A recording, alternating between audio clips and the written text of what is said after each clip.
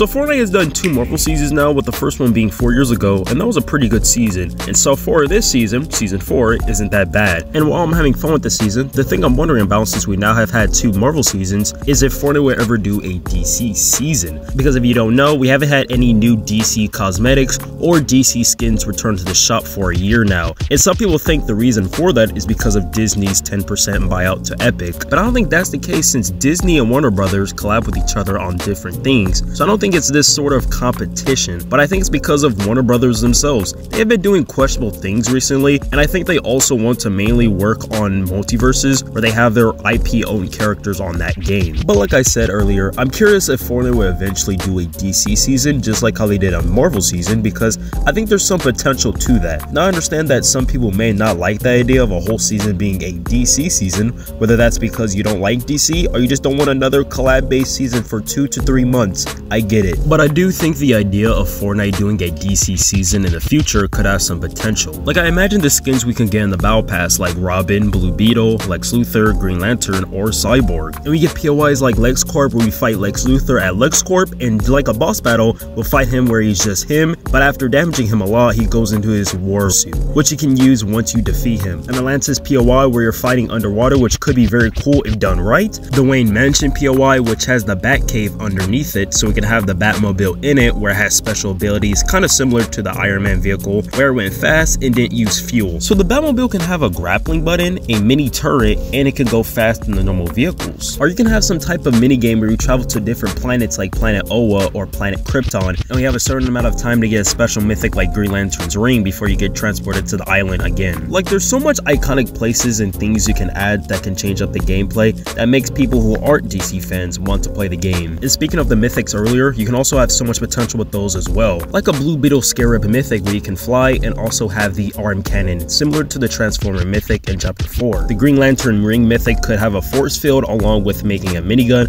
or a new weapon Fortnite makes for this ring. And for Robin, you can have his bow staff for the weapon. I'm not gonna go too much into a DC season as people already done that, but it is just unfortunate that we will not see a DC season or any DC skins in Fortnite for a while now, as Warner Brothers has their main focus on multiverses, and they probably want to have all their characters on that game, so it isn't Fortnite the ones to do it. But I'm very curious, how would you feel about a DC season in Fortnite? Would you like that idea or would you hate it? Comment below. Subscribe and like the video, as I always post a video every week. And yeah, see ya.